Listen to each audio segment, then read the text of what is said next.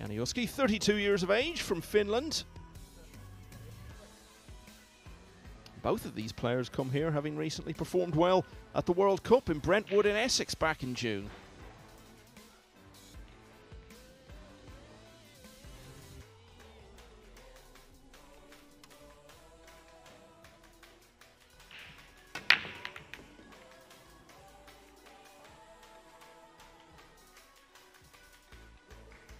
Well, he's potted a ball. Jani. It was actually the wing ball, but it got kicked in.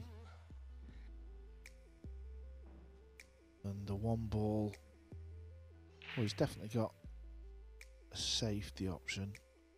If it goes through the gap between the red and the 8 ball, he'll have a go at that.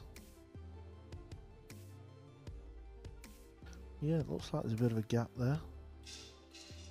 He's got the best view in the house for this shot. Tough opener.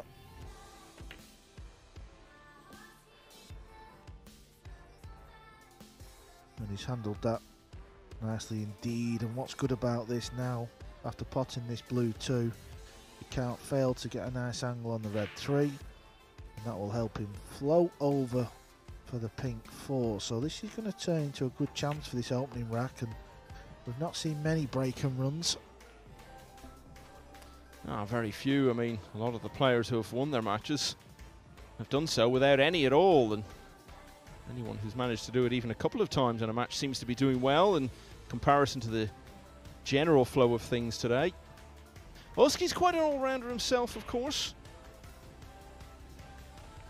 The winner of the European Pool Championship at 8 ball.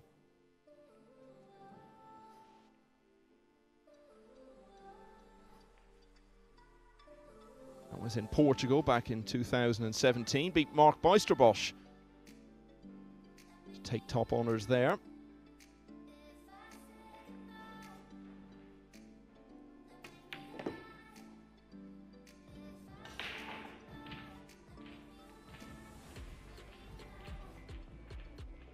Done a fine job so far in this rack. It's not quite over yet. You feel like this is the only positional shot now where it may go wrong. That's just if he gets a little giddy with the cue ball. Well, that looks okay. I think he can just draw the cue ball over to this side rail. He's down quick, so he's happy.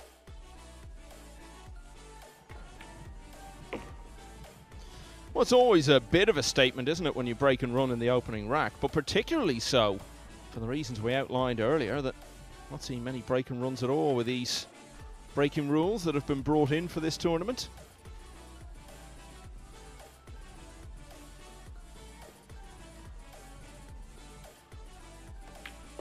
So no arguing with that. Jani Uski has taken the opener and leads Chris Melling 1-0. Abdullah Al Yusuf, World Championship semi-finalist, has won the 15th rack in a very close one against Ashik Nathwani. So he's on the hill now at 8-7. Nathwani, you might remember, featured prominently on day 1 of the UK Open at the Copper Box in London back in May, when he played Francisco Sanchez Ruiz, raced into a 6-0 lead, then ended up losing the next 7 to trail in that one, turned it round to actually get to the hill first, but ended up losing 9-8. And that was the start of FSR's amazing run through the loser side, which he'd gone to straight away, and he ended up getting to the final.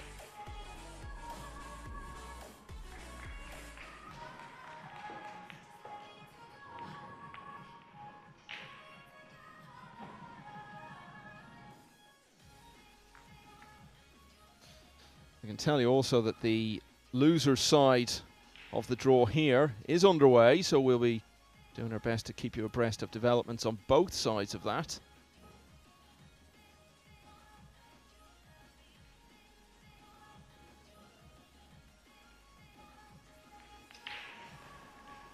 Torsten Homan, who was beaten in his first match earlier today, well, he now has to see off Mohammed Didat of South Africa if he's to stay in the tournament. They're in the early stages on the loser side. That one is 1-all.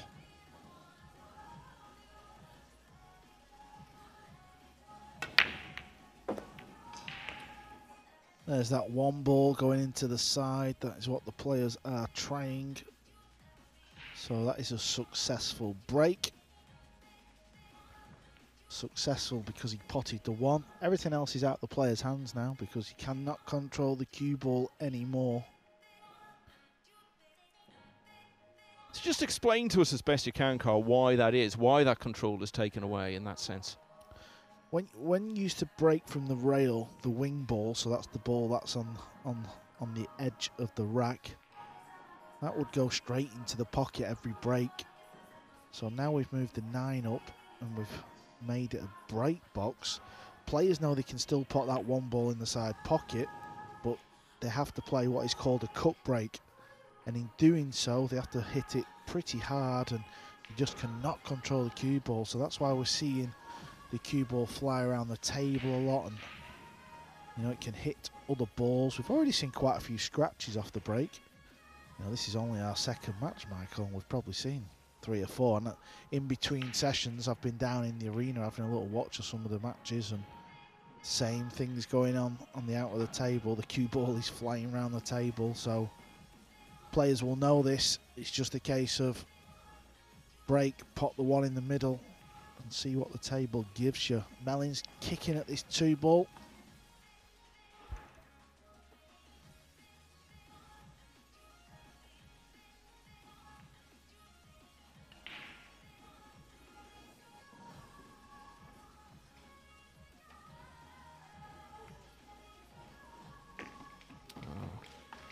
Now, is he going to get a bit of fortune here? I'm not sure he has, Carl. No, he's been a bit unlucky. Chris does kick a lot of them balls in. He's known for that type of thing in the pool. It was a good hit, it was a good pot. And he's been a little bit unfortunate, so he's going to need something else special. Abdullah Al Yusuf has now closed that one out against Ashik Nathwani with a 9-7 win. Looks like he's going to play Olli Turkalainen of Finland in the next round because he's on the hill at 8-4 against Adam Mish.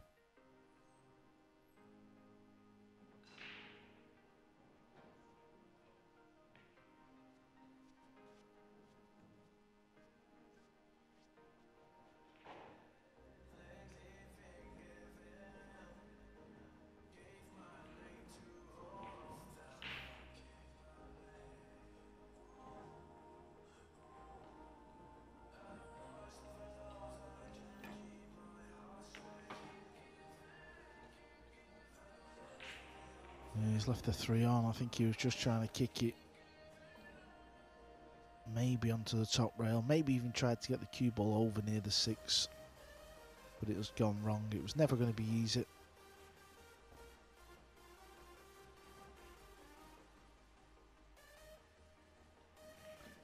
Cue ball looks like it's going to be travelling, unless he rolls it. That's always scary. And he's missed the pot, so Chris Melling will be back at the table quicker than he thought. He might be jumping at it though. Cue ball's gone behind the 8. That's not too bad though at this level. These days the players are so good with the jump cue. Yeah, and with the 4 where it is, doesn't have to think about position really.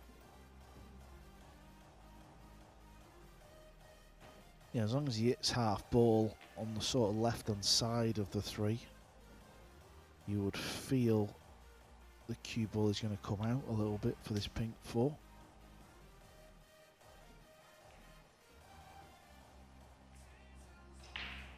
Just got to be careful you don't bounce this cue ball. That's why it's gone quite high, because you don't want this cue ball bouncing near the 3 because it might go off the table, and that's nicely done.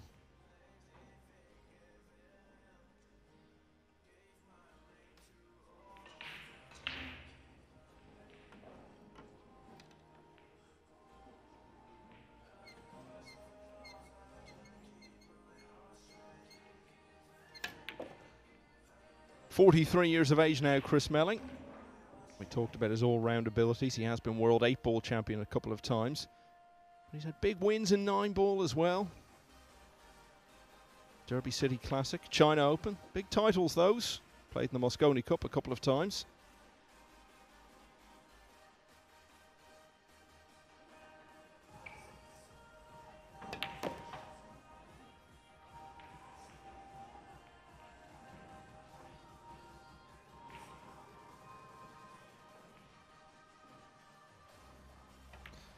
So Uski left one in the jaws for him. Melling had to play a jump shot. It wasn't the most difficult of those you'll ever see by any means, but once he'd executed it, he was firmly on his way to taking the rack, and he's closed it out to level at 1-all.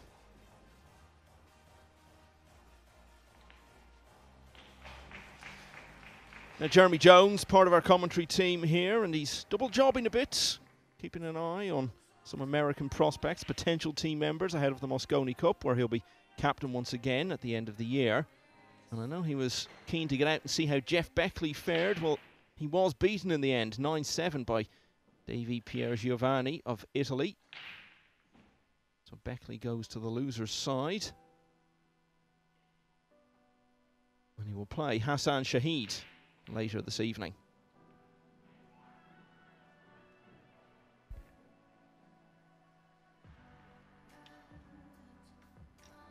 Alexander's Horsons of Latvia, the latest player onto the hill at 8-5 against Emir Seciner of Turkey. Raimo Tisar, one of the many Estonian players on the scene at the moment, also on the hill at 8-6 against Michael Jednak. And Oscar Dominguez, another of those potential Mosconi players Jeremy's keeping an eye on, also on the hill, leading 8-7 against Andre Vansner.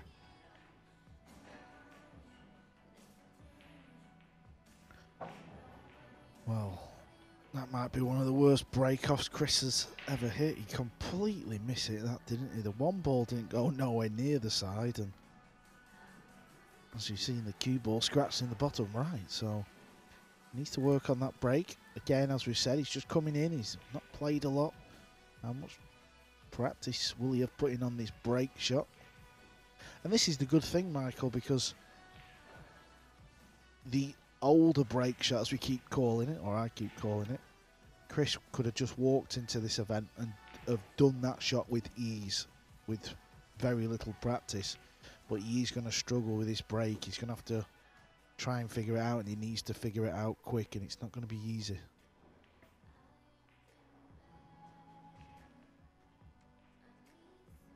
The thing is, if he was to focus on 9-ball, there's the opportunity really to do that now in a viable way. There's enough tournaments there, enough prize money to play for.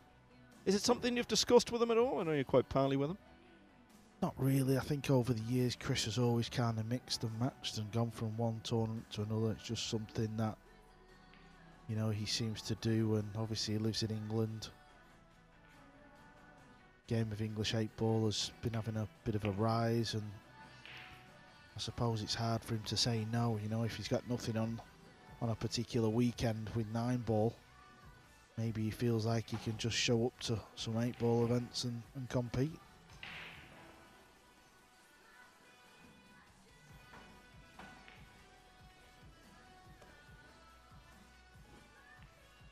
I mentioned earlier, Uski has been a European champion at 8-ball.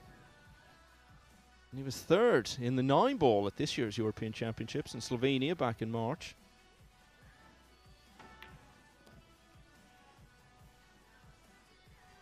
He's won the Finnish Championship, which wouldn't be an easy event to win. Plenty of good players there.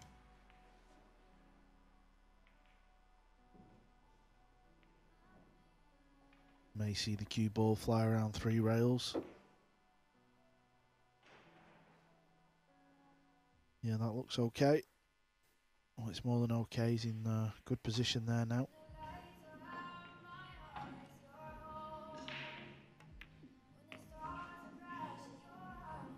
Yeah, the winner of this match will only need to win one more to qualify for that last 64.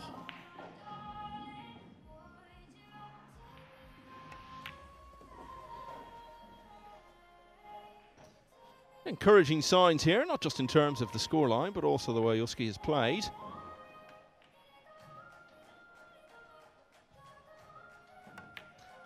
He's into his stride quickly here. Melling knows he's got a fight in his hands. Uski leads for the second time at 2-1.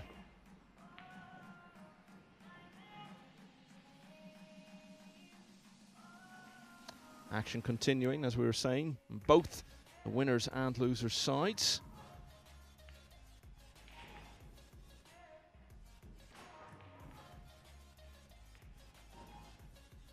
And Vucešević is 4-2 down against Robert Braga. This is on the winner's side. Braga from Romania. Darren Appleton, another old pal of yours, Carl, 3-1 up against Bernd Janka, as he looks to get within one win of a place in the single elimination stage. And Tolian Han of Singapore had a real battle in his first match earlier today. We saw him do so well with Singapore at the World Cup. And he's got another fight in his hands now because he's trailing 5-1 against the experienced Greek player Nick Economopoulos. Mateusz Sniagotsky in a close one against Can Salam. Sniagotsky leading 5-4.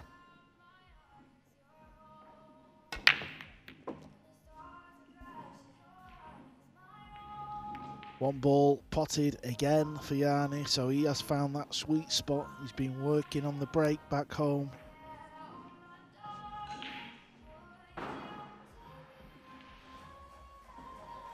He does have a pot on this too. It's long, there's distance. And can he get on that red 3?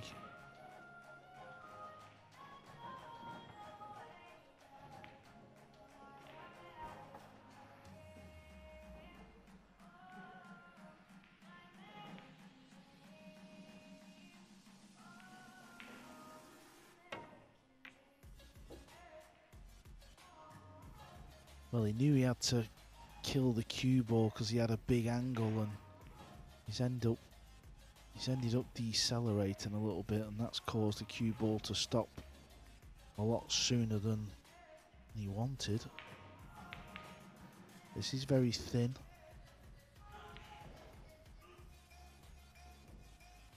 May have to play a safety shot.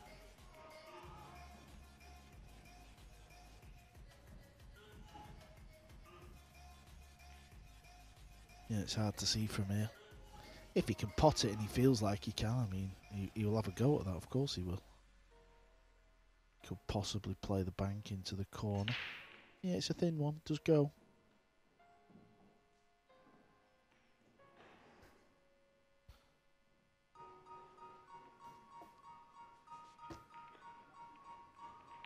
Decision time for Jani Uski. Got 3 options: cut it in, play the bank, or play safe. Aiming low on the cue ball. He just doesn't know, does he? He doesn't know what shot to play at the minute.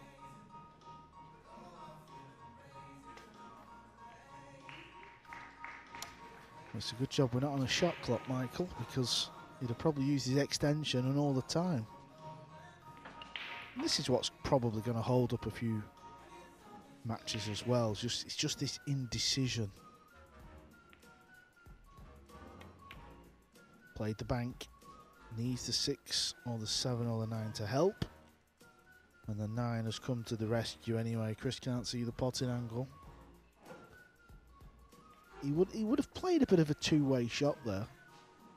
He would have thought, well, if I miss this, there's a good chance I'm going to leave Chris in a bit of trouble.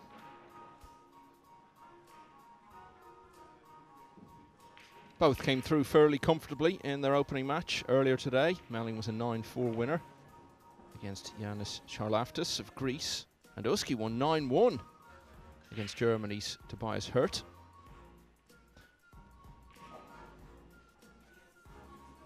Whoever comes through this may very well then have to play Shane Van Boning. Hasn't started his campaign yet, the world champion.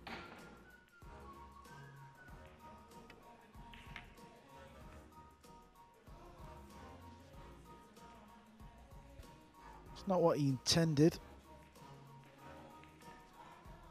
but at least he's not left an easy pot.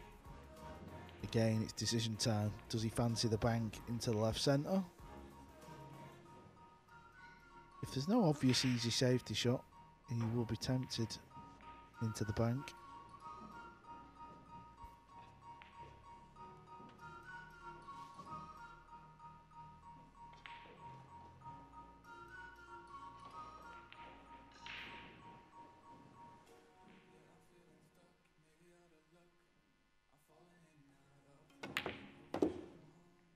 Well, he thundered the bank in, didn't he? He didn't hold back there.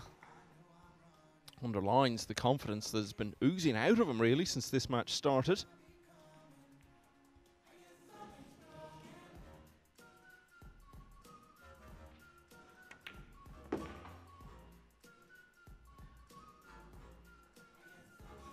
both of these players. Featured at the quarter-final stage of the World Cup back in June. Uski obviously with Finland. Stunned the third seeds Austria 7-1 in the opening round, then beat Estonia before going down 9-6 to Singapore.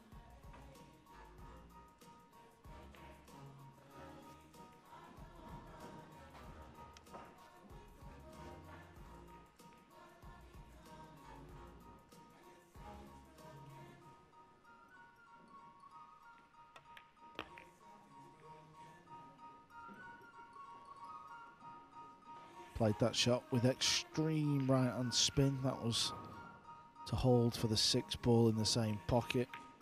And I think overall, Jani's got to be happy with his opening 4 acts. He's played some nice shots. And it's still early days, but he looks the player that's settled into this match quicker out of the 2. Oh yeah, really can't fault anything much that he's done so far. And Jani Uski now goes 2 clear for the first time at 3-1.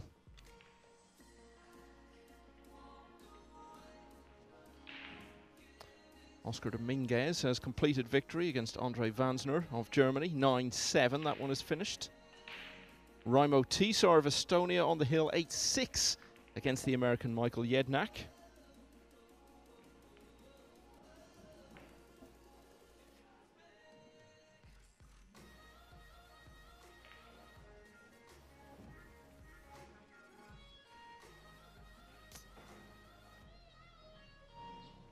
And just looking at the other matches, Nick Economopoulos has got a great chance to be the first player through to winners qualification round, so that's basically the round before you get to the single elimination stage. He's leading 6-1 against Tolian Han. And over on table 2, guessing there haven't been many sporting contests on the international stage over the years between Lithuania and New Zealand. Well, there's one going on there. Matt Edwards has a tricky 9 to try to take the opening rack against Pius Labutas.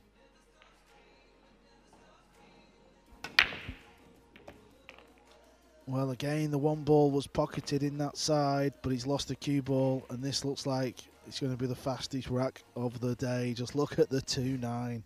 What a gift. Chris should be running to the table. He could set a world record here.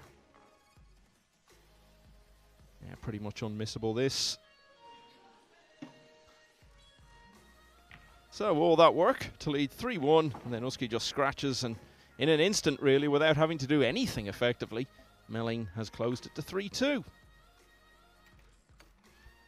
Which means we can very quickly look again at what's going on the other table. Senarit Bazar, who beat Torsten Homan earlier, going well again against Abdullah Alenzi of Kuwait.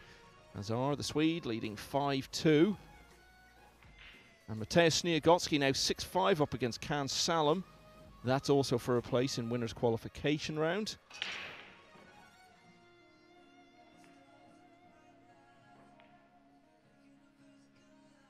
And Torsten Homan, after that defeat earlier, well, he's giving himself every chance of staying in the tournament. He's 5-1 up now in his first match on the loser's side against Mohamed Didat of South Africa. A close finish there. Michael Olek of Poland and Bora Anar of Switzerland are 7-all. Real tension in that one, of course, because as it's on the loser's side, the loser will be out.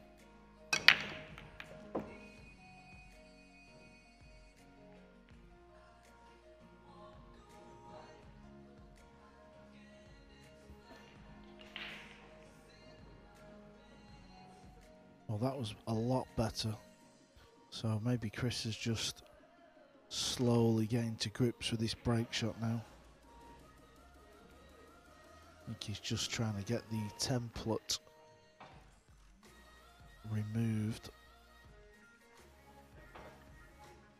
Yeah, Jani's done the right thing there. He's just said, go on, Chris, you're more than capable of moving the rack yourself. Carry on.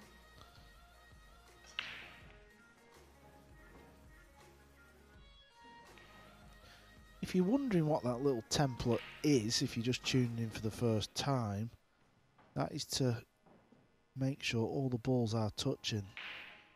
So that diamond shape there on the right hand side of the table's got holes in it, and the balls sit on the holes. And that makes all the balls touching. I think Chris, has he got away with that one? Can Jani see the potting angle? He was trying to get the cue ball in behind the 9.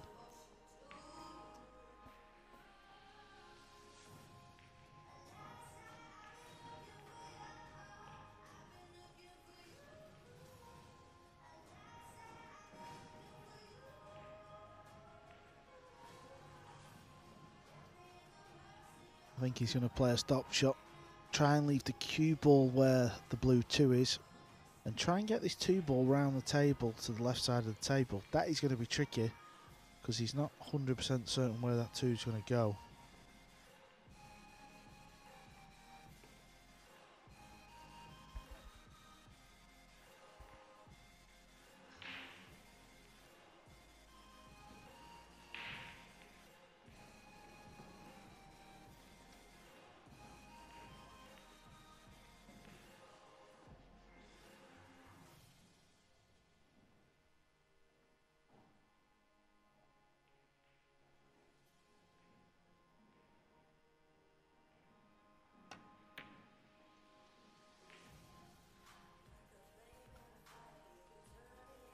It's a good shot, very good shot indeed. Yeah, looking solid in all departments so far in the match, Uski.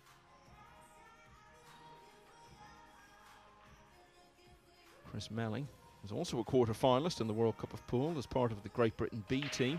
Eventually beaten comfortably, it has to be said, in the last 8 by the eventual winners, Spain.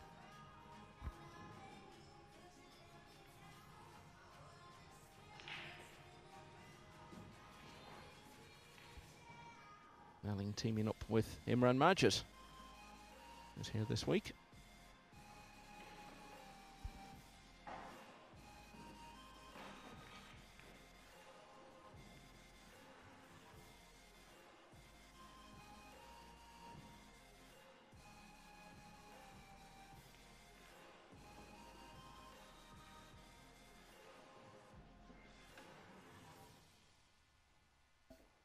Again, he's trying to pop this 2 ball in the bottom left. If he hits it slightly wrong, it could end up going in the bottom right. So pay attention to both corner pockets.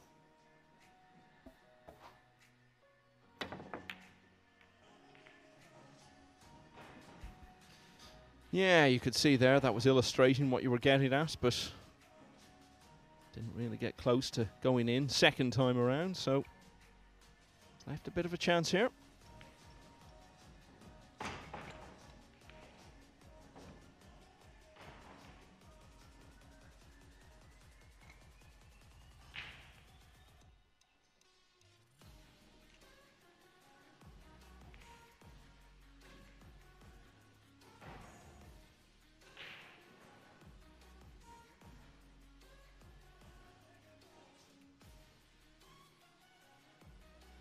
I think the absence of a shot clock may actually make it harder for some players, Carl, that there are some who get into their own head a bit too much and don't need all that extra time. 100%, I think. You know, if you've played a lot of pool, usually there's 1 or 2, maybe 3 shots you can play, and when there's no shot clock, you find yourself just walking around the table, don't you, and putting yourself off it. And Jani's showing a bit of weakness now. I mean, he's played well. He was a bit unlucky on the last break, but that was a big chance. Does that maybe underline what we were saying? I mean, he sort of walked back away from the table and maybe just the focus dipped ever so slightly. I mean, you consider the way he's played in this match.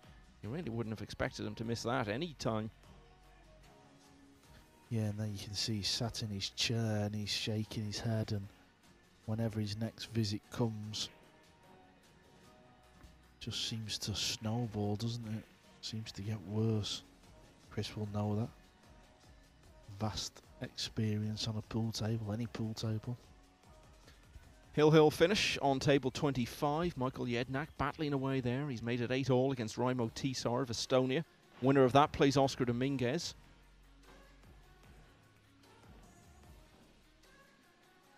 That match still in the round prior to this.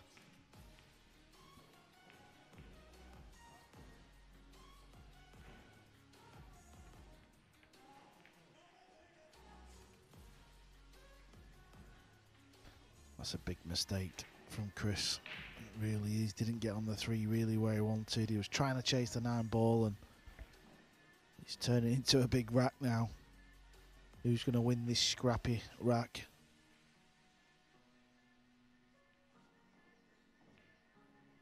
Yeah, no question we're seeing, and we'll continue to see a lot more racks like this.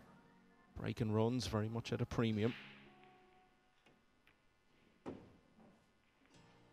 Got a more head-to-head feel about it now. You're seeing a bit of tactical exchange between the players, and both players getting involved in nearly every rack, so it's a different feel to it all to what we're used to seeing. Yeah, there's only 5 balls left, but this is still not over. It's messy. This very messy. He's not on the 4 ball how he wanted. If he manages to pop the 4 ball, yeah, the 6 is over the pocket, but getting from the 6 to the 7 how you would like, and then looking where the 8 is, there's a bit of pool left in this rack, I feel.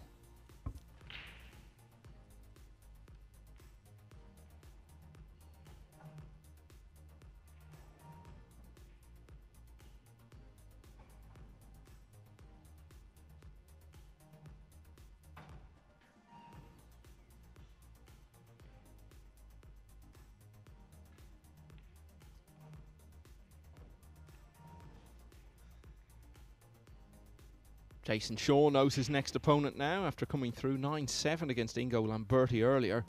Well, he'll face Christian Surdea of Romania, who's just closed it out at 9-2 against Faiz Alizai of Afghanistan. And Surdea, in the 9 racks he won, Carl, ran out from the break 5 times. Well, it is possible then.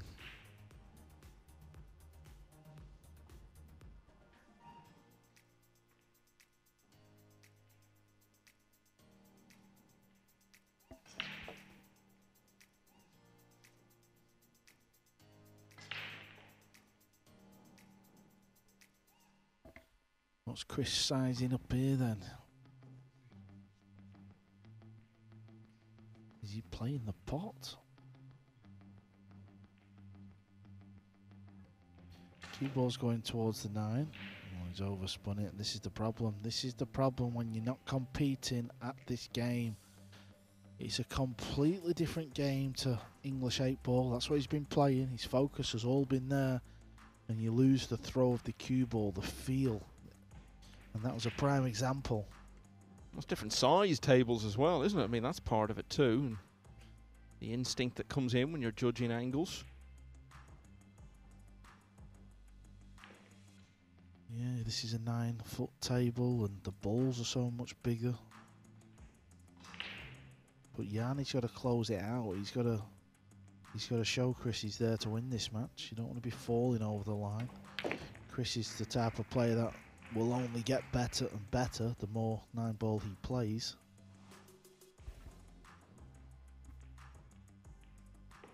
Yeah, you sort of feel if he could get through a few rounds, he could be a very dangerous opponent for anyone. But of course, he's got to shake off those cobwebs and the little bit of rust we've alluded to get to that stage.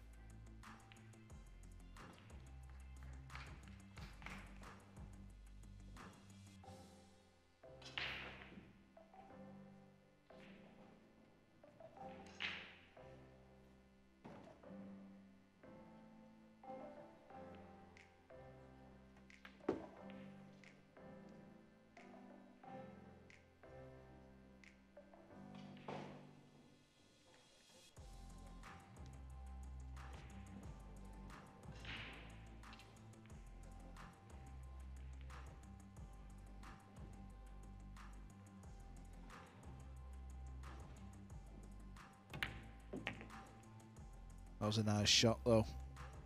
They can often make you look a little bit silly.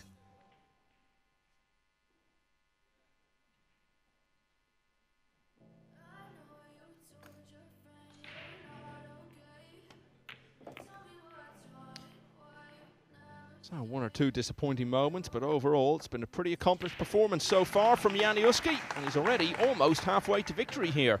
He goes 2 clear once again against Chris Melling at 4-2. Now also in this round, Darren Appleton now leading Bernd Janka 5-1. Nick Economopoulos a couple of racks away from victory. 7-2 up against Tolian Han. Mateusz Sniegocki also just needs 2 more, but a much closer contest for him against Can Salom. That one is 7-5. And Seneri Bazar, who beat Torsten Homan in the first match on the main table, going well again, 6-2 up against Abdullah Alenzi. On the loser side, Bora Anar on the hill, 8-7 against Michael Olech. As you see some of the scores going through there. And Homan looking to bounce back from that defeat and looking pretty good at the moment. 6-2 advantage against Mohamed Didat of South Africa. British player Graham Hamilton on the loser's side has a 6-5 lead over Fabian Bowler of Austria.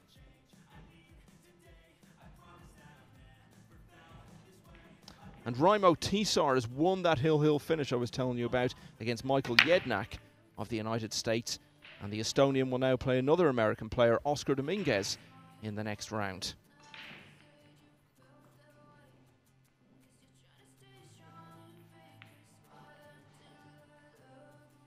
Well, this is a very successful break. Just look at the split of the balls here for Jani.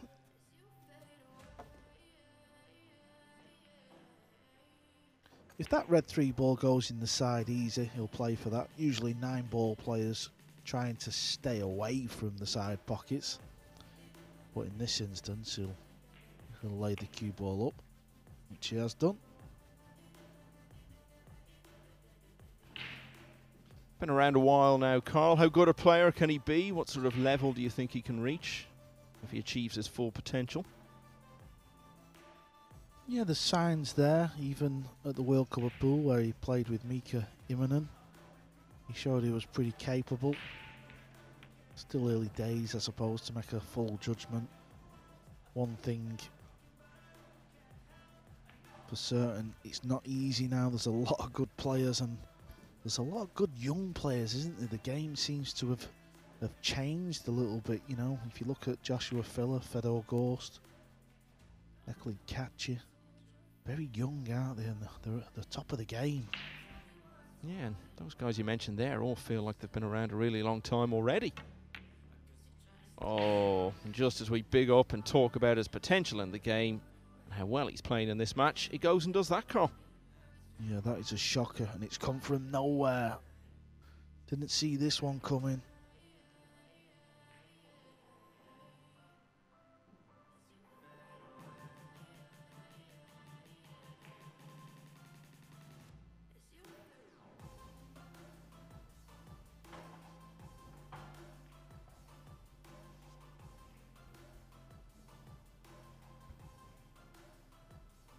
Head shaking, starting at quite an early stage of the match. So, not quite like the gift Melling was handed a couple of racks ago when he was faced with that simple combination the moment he arrived at the table for the first time, but still an almighty let off this. Just when Uski looked like he had a chance to go 3 clear for the first time in the match. Dreadful miss, and Melling, quite unexpectedly really, when you look at how the match has played out so far, is only going to be 1 behind. So Uski generally playing very well, but throwing in a few shockers along the way, and his lead over Chris Melling is reduced to a single rack at 4-3. Over on table 2, Pius Labutis of Lithuania, off to a very nice start against New Zealand's Matt Edwards. A couple of balls away from going 3-0 in front.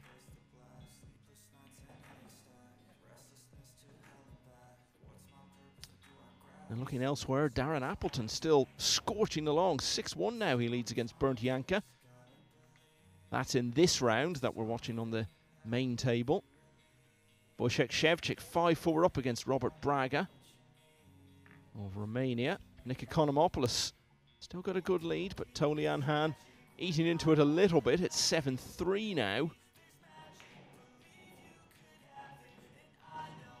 Mateusz Sniegocki still in a real battle with Can Salom. He leads 7-6. Mohamed Soufi, one of the Germans, looking to really make a name for himself on home soil this week. 4-1 up against Hong Kong's Robbie Capito. And Dimitri Yongo of Switzerland has a 4-2 lead over David Zalman. of the Czech Republic. Jongo we saw in the quarterfinals of the World Cup as well, of course, with Switzerland. We got to the last 16 of the World Championship this year as well. Yeah, he's not hitting this break good, is he, Chris? We are seeing people being successful with the one on the break, but Chris has just made it once. He will get to grips with that, but is it going to be a case of too little too late? Well, Jani Uski's opponent, he's not really killing this match off because, as you said, Michael, Chris is just one behind. It feels like we've not really seen him at the table, doesn't it? It's a bizarre scoreline. Well, as we've said, there was that one rack where he only had to play one shot, so that's contributed to that sense.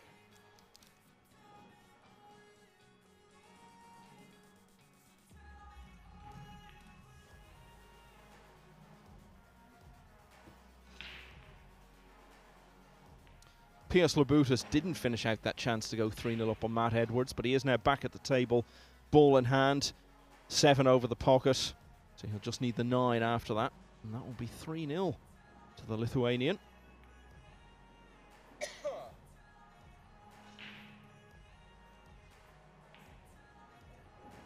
Which he has now delivered. Remember, you can follow Table 2 on Matchroom Pool YouTube channel. Table 1 action is on Matchroom Pool's Facebook page, and it's all on Matchroom.Live.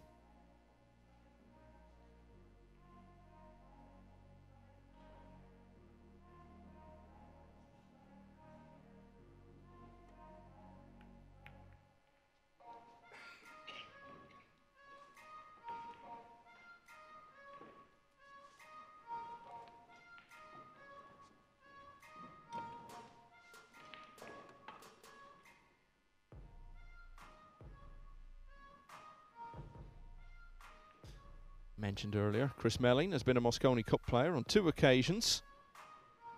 Both times on the winning side in Las Vegas back in 2011 and then in London the following year. He was really good in singles. He won all 5 of his singles matches, but in doubles he seemed to struggle. Couldn't quite get into the rhythm of it. Only won 1 of his 5 doubles matches across those 2 appearances.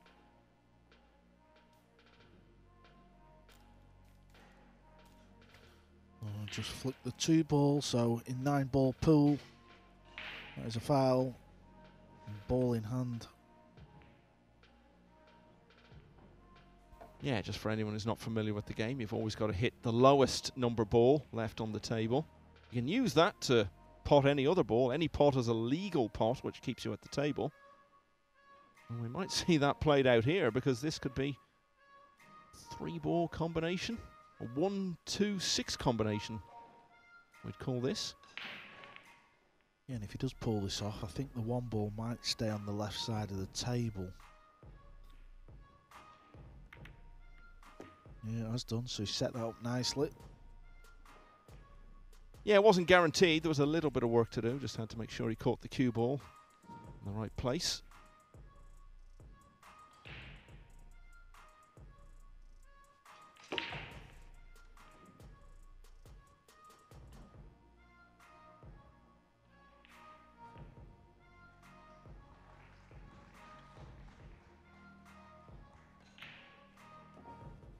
What about your mate Darren Appleton then, Carl? He's 7-1 up now against Bernd Janka.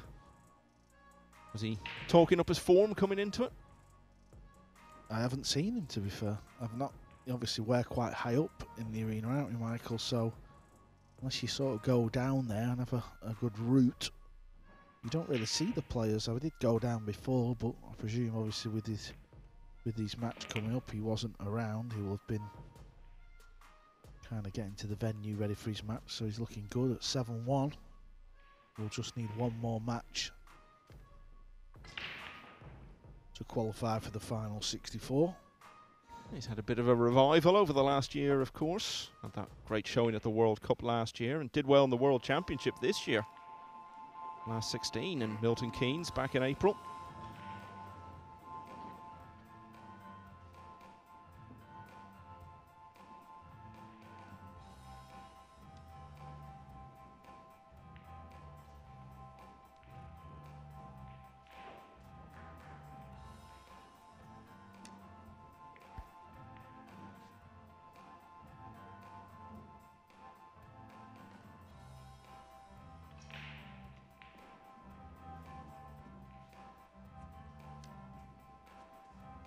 We're seeing it again, aren't we? Looks like one of these players who maybe, when the shot clock isn't there, just perhaps spends a little too long looking at it, overthinks it just slightly.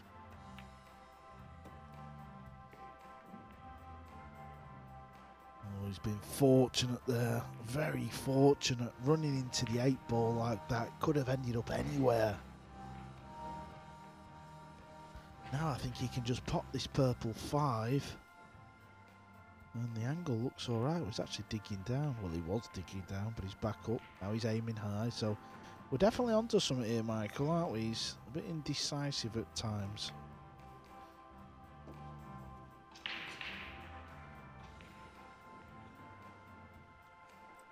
Even then, the cue ball was going towards the side pocket. I mean, at one point, maybe he thought he was going to scratch.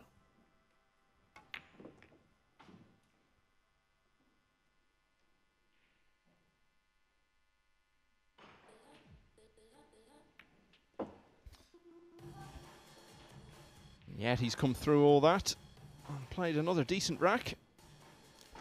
So for the 3rd time, he leads by 2. Jani Uski 5-3 up against Chris Melling. Over on the other main table, Piers Labutis of Lithuania now enjoys a 3-0 lead over New Zealand's Matt Edwards. News from the losers round. Few players on the hill now, including a local man, Torsten Homan, 8-2 lead over Mohamed Didat of South Africa. Bora Anar, much closer match, but the player from Switzerland leads 8-7 against Michael Olech. Joey Hagemans of the Netherlands, 8-3 lead over Hassan Osman of Sudan. And Istvan Farkas of Hungary has an 8-4 lead over Mohamed Al-Mahana of Kuwait. So we could see a few players in the next few minutes bowing out of this European Open altogether.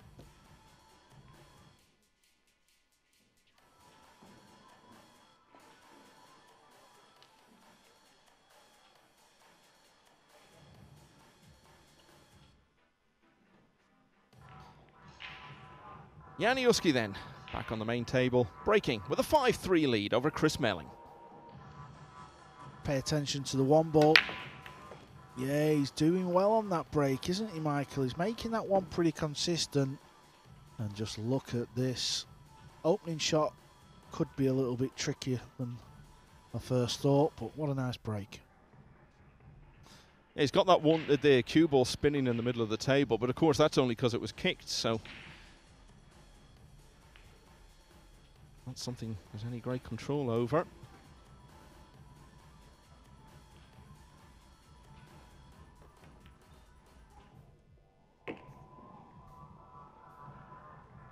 Ooh, this could be awkward now. It's a good pot. He got down pretty quick then as well, didn't he? So that seemed a little bit better pace, but he can pot this in the top corner. Cue ball won't scratch in that right hand side, but he's got to pot it clean. And he's got the dreaded 9 ball to cue over.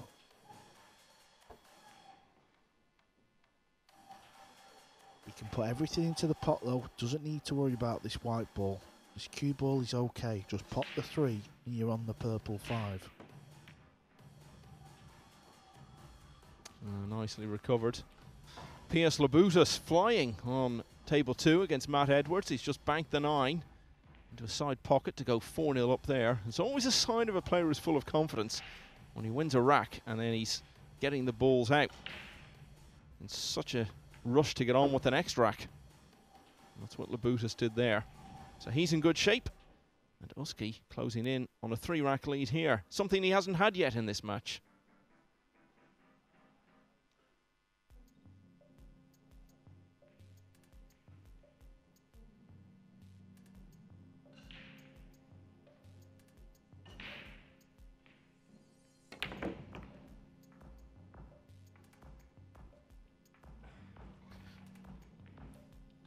Six ball took a bit of a wobble.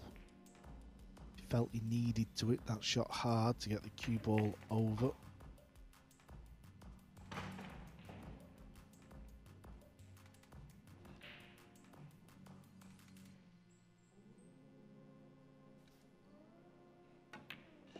So winning it in an old school way, you might say. He's had a break and run there. And that's an appropriate way to establish his biggest lead of the match so far. Uski leads Chris Melling now 6-3 after a very swift 9th rack.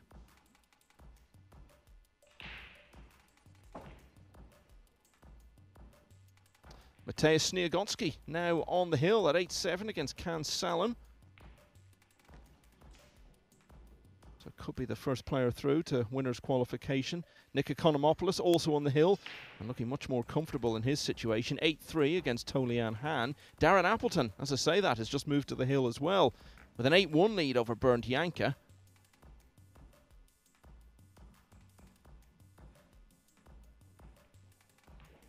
One of those situations that you seem to get a number of times throughout the day at an event of this nature, where it looks as though we could get a whole rake of matches finishing within a few minutes of each other.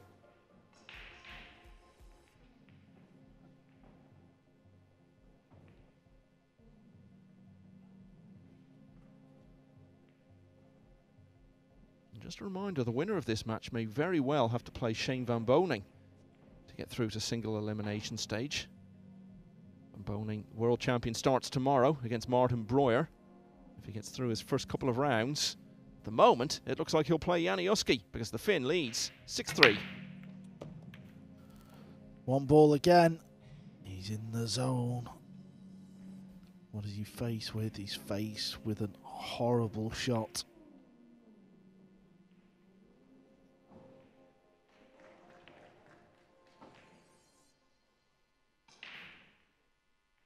Yeah, this is so tough, but it's one of those, if you pull it off, it can give you a further little jolt of confidence.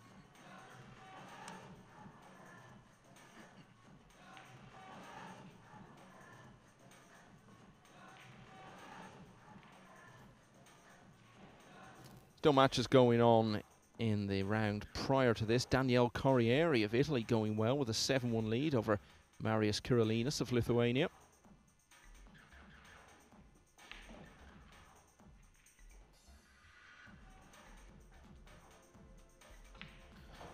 This is a good example, this table layout, where the players did vote this rule in on the break. Just means Chris is 6-3 down, he's sat in his chair and he feels like he may have more chances playing the game this way.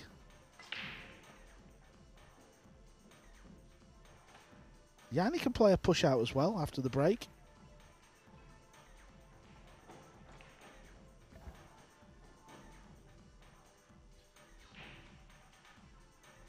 Moments of indecision again, but in this case perhaps understandable given what he's faced with.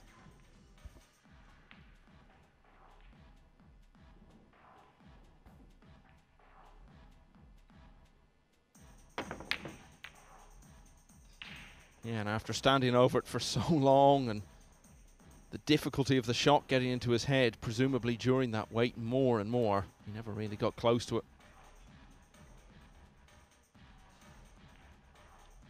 Yeah, that was such a low percentage shot. Didn't like it from the minute he decided he was attempting it. Chris is going to play off the edge, put the 2 near the red 3 and get distance. Ideally lock up the cue ball behind another ball.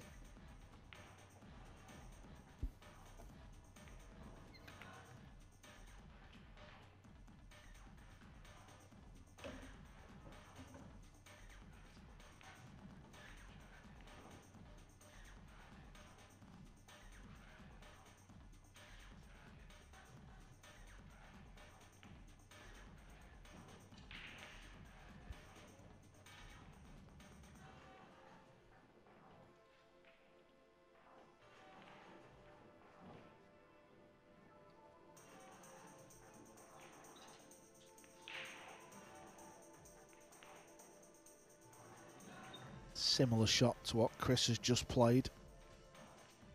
He's just trying to make sure the 2 ball doesn't come down table. Cue ball in behind the green 6 off 4 rails. 1, 2. He's hit it too thick. It's not going to be hard enough, and it's the wrong line. Well, you could see his reaction. He was up and out of the shot so quickly. He knew straight away he hadn't done what he was attempting to.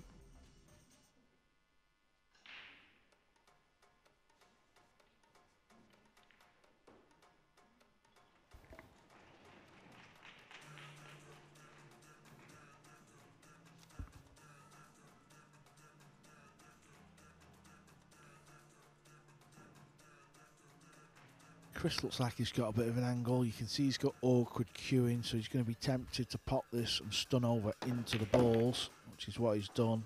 Oh, he's been cursed there. He could have gone anywhere. The pink 4 has come and stuck on the red 3. Incredible what you see on a 9b5 pool table. Let's have another look.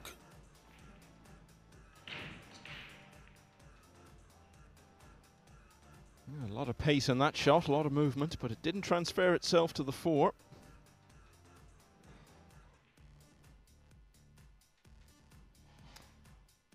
Hill finish in this round. Mateusz Sniagotsky and Can Salem, who's battled on well in that one. That's gone 8-all, so 1 rack to decide who gets to within 1 round of single elimination.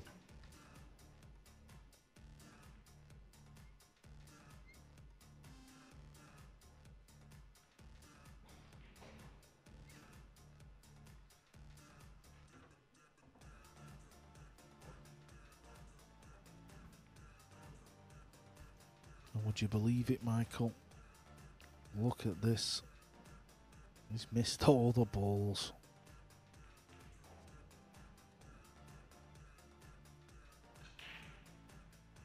Yeah, I watched him do that in a match I was commentating on with him earlier in the year. I can't remember which event. I think it may have been the World Championship.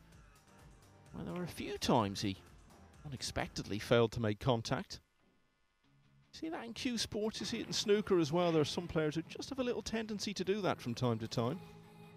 Sean Murphy, the former world snooker champion, is one who just has a little habit of unexpectedly failing to make any contact.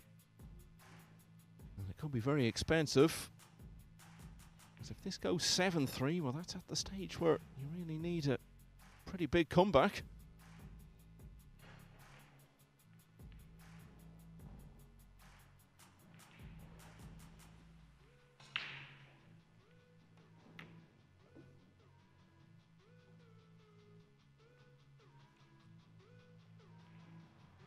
Matt Edwards has finally got off the mark over on the other main table. Made hard work of it actually when he got his chance in the 5th rack, but he got there in the end.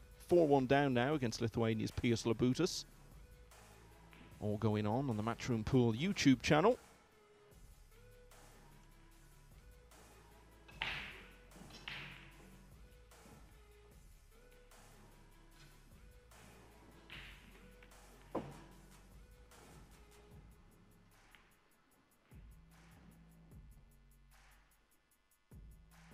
Four racks is going to be a healthy lead. Jani just takes care of these remaining 3 balls, which he should do. Yeah, and after that shot, he's now going to do that because he's in good position now. And 7-3 with this break format, it's just got a different feeling about it. You know it's not going to come easy for Chris. You just feel like he's not got a 4-pack in him. Well, that's it, isn't it? It's going to be very hard for any player to do that and go on those sort of runs that we see. Think of Shane Van Bonen at the World Championship when he was 10-3 down and turned it around to win 11-10. It's Mika Immonen on his way to the title. It's going to be so hard for players to do that, but Chris Melling is going to need something pretty special now. If he's to win this match, he's going to have to win 6 of the next 7 racks, because he trails now 7-3. Yeah, maybe rightly so, because he's had plenty of opportunities. It's not like he's not been at the table, is it? He's had chances. Mohamed Soufi is the first player through to winners qualification round, one of the sizable home contingent. An impressive result, beating Robbie Capito's. Defeating Robbie Capito by 9 racks to 1. So the man from Hong Kong goes to the loser's side of the draw, and Soufi goes through to play Dimitri Jungo or David Zalman in the next round. Jungo leading 4-3 there at the moment. Darren Appleton is through as well. He's beaten Bernd Janka 9-1. Could play Wojciech Szewczyk, but he's got to shake off Robert Braga first, and that one's 6-all at the moment.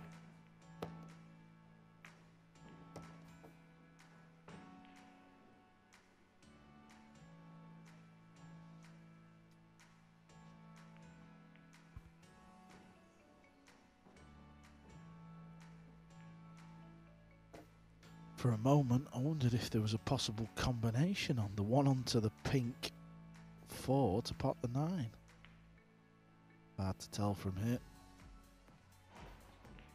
Might be able to tell better from the overhead.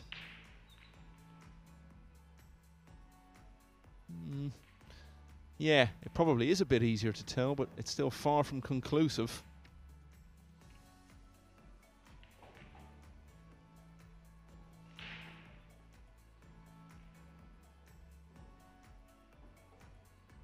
It's not far off, is it? It's definitely going to hit the 9. Pulled off a 3-ball combination already in this match, but much lower degree of difficulty than the one facing him now. So tempting, isn't it? It's the chance to very swiftly take the rack and get to the hill.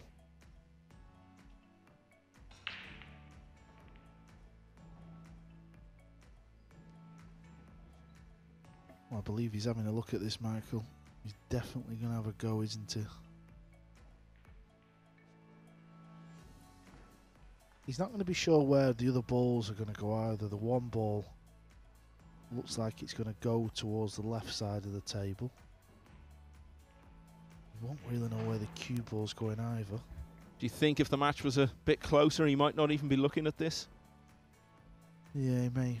It's a tricky one, isn't it? Because there's no real easy safety shot. Well, it was close. It was very close. It really was, so that would suggest it was clearly on, but obviously a very difficult one. Okay, so a chance for Melling. And one that you feel he's got to take.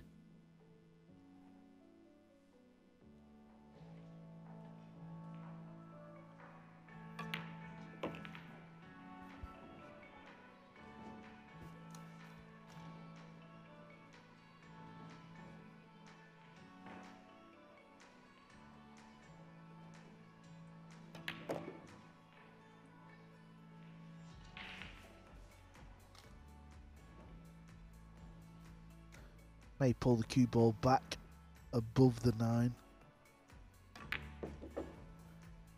Yeah, didn't want to flick the 9, but that's fine.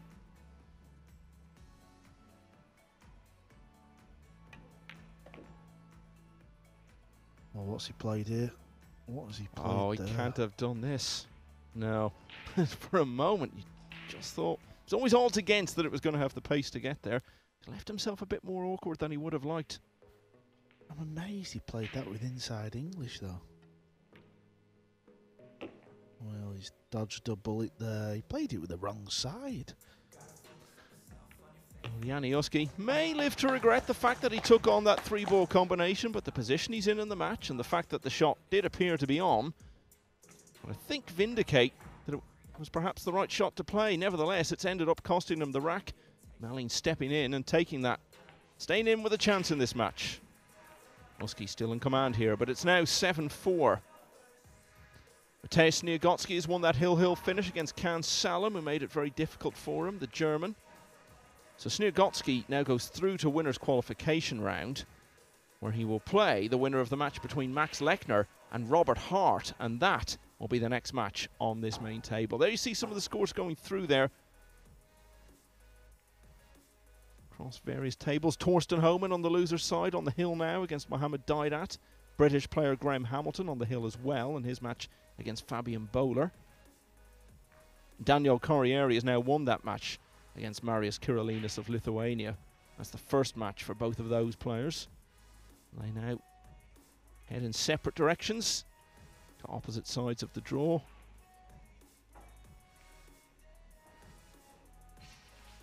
One thing that always strikes you when you look at a graphic like that, Carl, is just how international these fields are. Much more so than any of the other cue sports, and just seems to be some level of ability in some players in virtually every corner of the globe. Yeah, that is the beauty of 9-ball pool. It's played all over the globe. Oh, he made the 1 ball, but again, the scratch is there to be seen. Yeah, sorry, Carl, look how the balls have come up now. So no sooner had he given himself a little bit more of a foothold in this match, and in one shot, Melling has given Uski a real chance to get to the hill.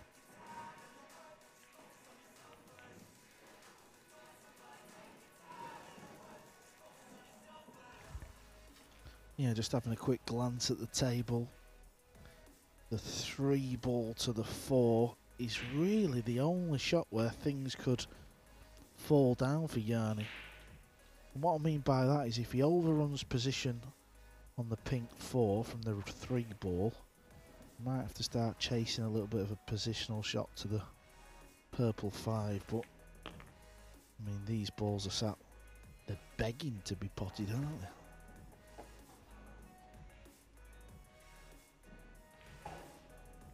Just one match still going on from today's play in the opening round. Ivan Coelho of Portugal with a 6-3 lead against Hussein Al Sayafi. So we're seeing roughly half of the draw playing down today to the single elimination stage, and we'll effectively go through the same process tomorrow.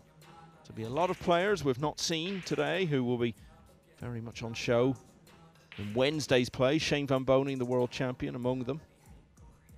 Eklund Kachi, Skylar Woodward, Mieszko Fortunski, Joshua Filler, of course, big German hope. So these are players we've not seen anything of yet, but they'll all be very much a part of tomorrow's action.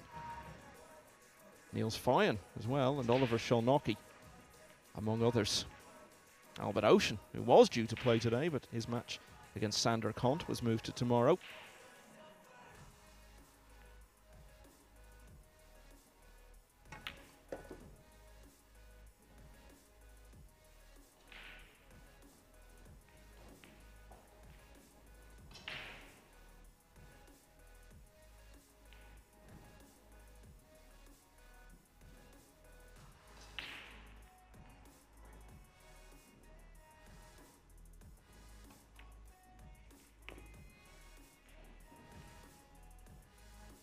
Sometimes you see players who don't play particularly quickly, Carl, and you feel if they were just to speed up a bit around the table, it might help them. But perhaps with someone like Uski, he looks quite technical, quite methodical. Perhaps this is his style, and there's just no changing it. Yeah, I think, you know, once you're down on the shot like now, you can stick to your pace. But I think, oh, wow. Ooh, that wriggled. That wriggled.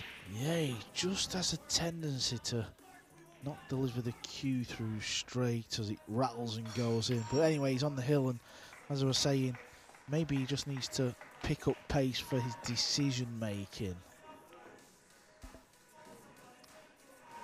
Yeah, he wouldn't be someone you'd want to have a big bet on in a match, because he gives you moments like tension, as we just saw there, wriggling that one, and he's thrown in a few unexpected misses. But overall, this has been a really accomplished performance, actually, and at times he's looked very comfortable.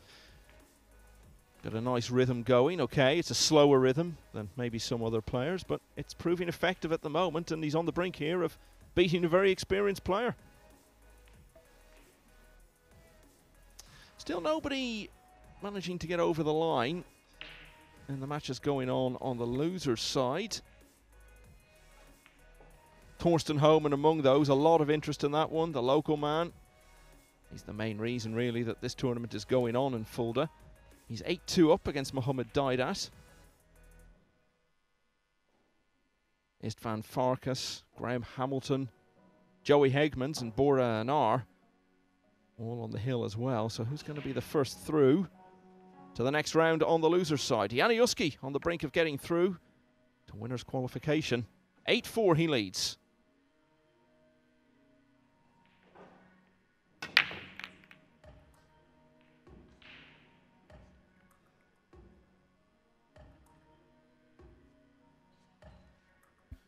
It's a dry break. Not sure if Chris knows, unless he's just waiting for the ref to take the template off the table.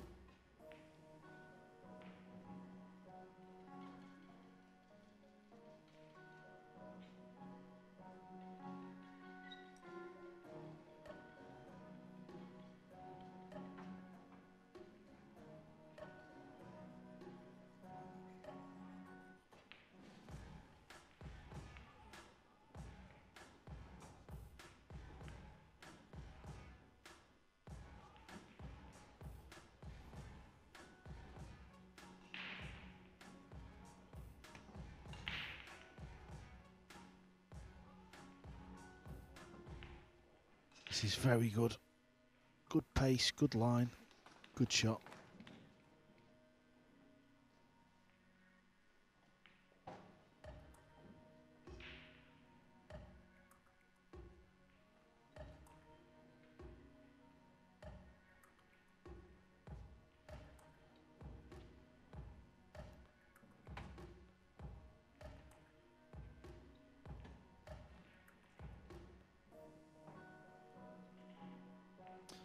News of Naoki Oi of Japan. Got a 6-1 lead over Johannes Schmidt. Oi a big favourite to win that one.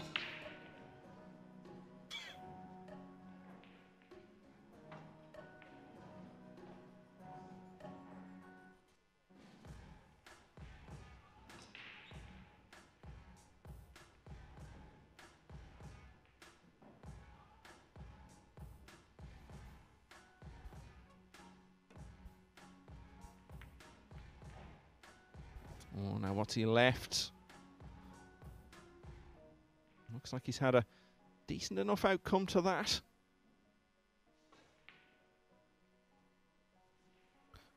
Chris will be playing the bank shot here. I'm certain of it. Yeah, I mean, the bank is on, but it looked for a moment as though he was going to leave a guaranteed pot on the one.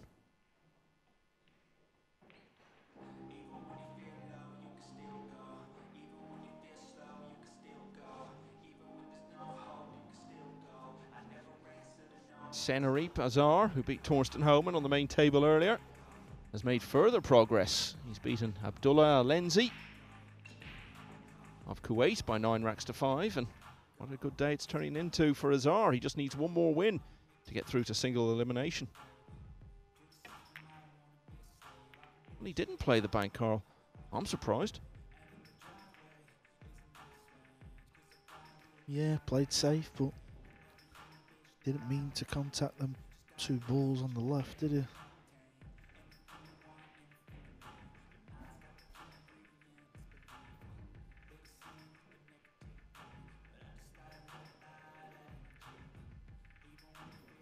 It's been a tough match for Chris, this one. You will know he has not been at the races in this match at all.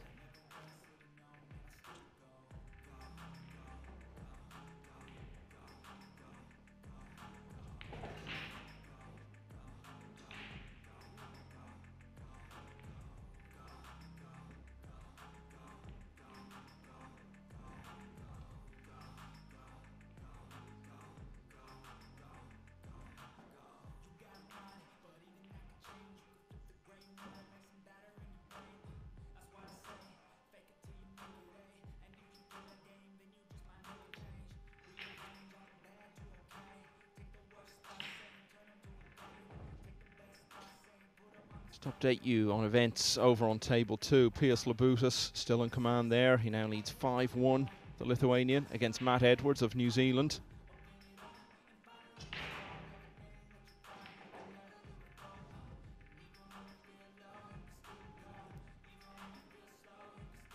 Still in this match though is Chris. Play a good safety shot here, get the cue ball up towards that green 6.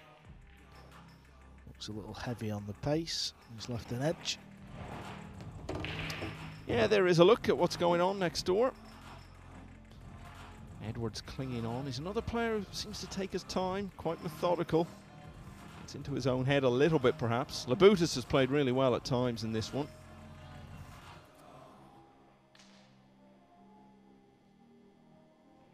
All the table 2 action available on the Matchroom Pool YouTube channel.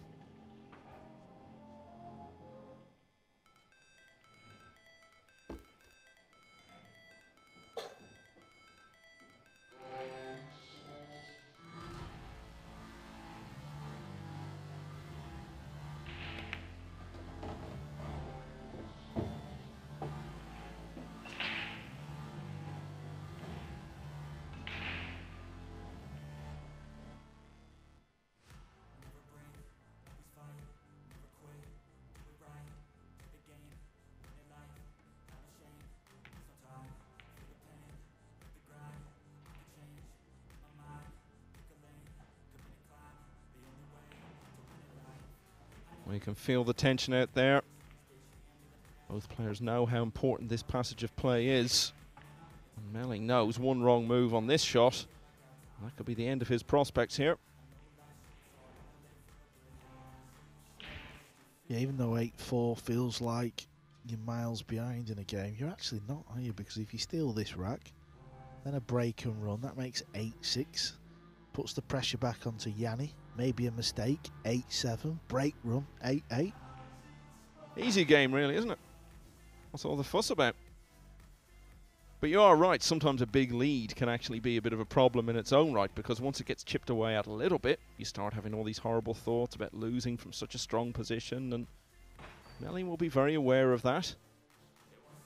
Before he can think about any of those things, he's got to negotiate his way out of this situation.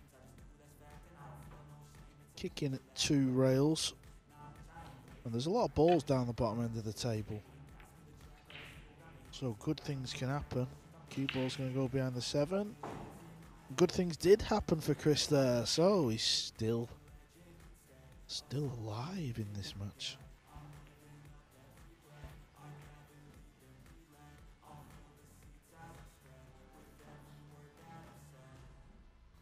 Saying that, surely he's not left a gap to pot this ball. Well, I was looking at it thinking maybe just. It's that close, isn't it? More indecision for Uski. Oh, you know what? It looks even tighter from there. Oh, it was on. That is unbelievable. Well, now that was a test of nerve. You need to keep a steady hand there. You're on the hill, on the brink of a big win over a very well-known, reputable player. Such a tiny margin for error. And now, Uski has a chance to close this out.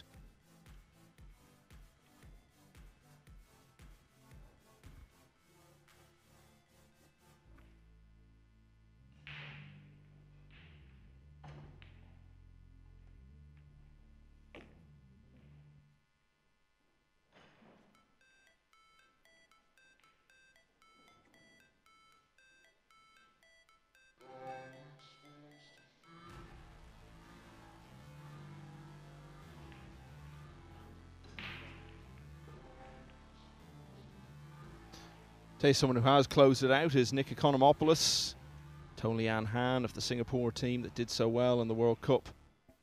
Had a good comeback earlier today. Couldn't quite do the same again. Economopoulos through 9-6. So he's into losers qualification round. Jani Uski perhaps just moments away from joining him. Jan van Lierop, 3 racks away from going through. He's got a 6-4 lead over British player Elliot Sanderson.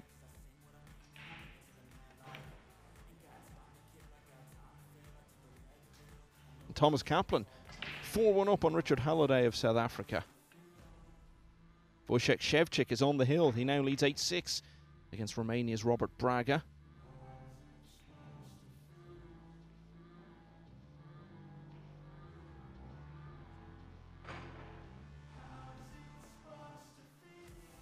I think if he does finish it out here at 9-4, Carl, that scoreline probably no more than he deserves, really. It looks like a fairly accurate reflection of what we've seen unfold here over the last hour or so. Yeah, I think, you know, Chris is not going to be happy with the loss. He's still in the tournament, obviously. Goes to the left side or the loser's side of the draw, but he's going to have to improve because he's going to be very disappointed with his performance. Even the fact that we know he's not been playing, but he's still out there, he's still trying, but maybe it's just, maybe it's a sign, Michael. Maybe you can't keep winging it.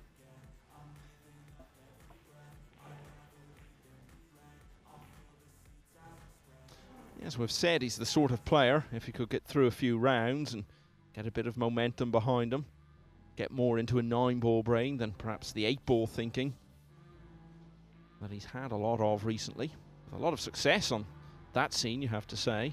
Then he could become a dangerous opponent, so the hard part for him will be finding the wins to get through those early rounds. Has already won 1 match, of course. Well, it looks as though he'll be heading over to the loser's side. But again, Carl, you have to say, okay, I know this shot isn't guaranteed to come off the way he wants it to, but really, this is a disproportionate amount of time to take, and it's only making it harder.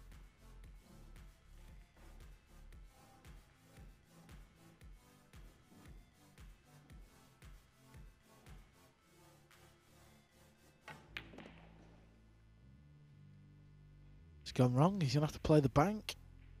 He's going to have to play the bank shot into the left centre, spin the cue ball round for the 9 in the bottom right corner.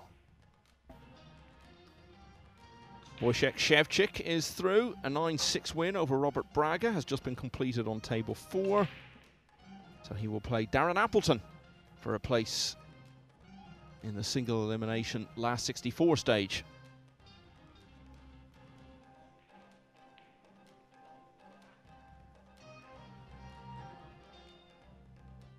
Well, I don't think he's taking the bank on. No, I think he's not, playing is he? safe.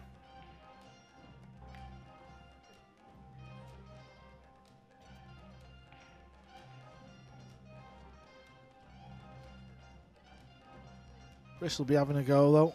There's nothing sure.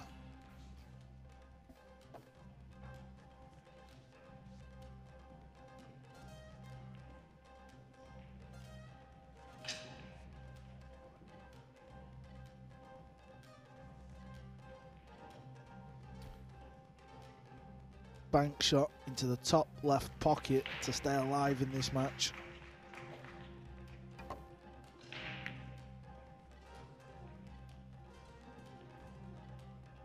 Do you know, when you were walking around, Michael, I don't think that's going to go in, you know. It was a little bit too far down the rail. He thought he'd made it, though.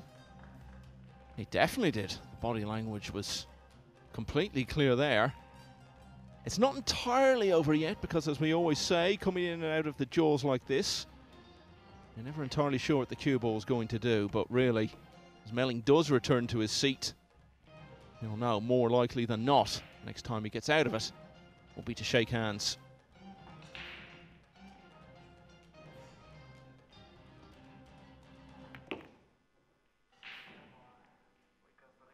Yeah, that's fine.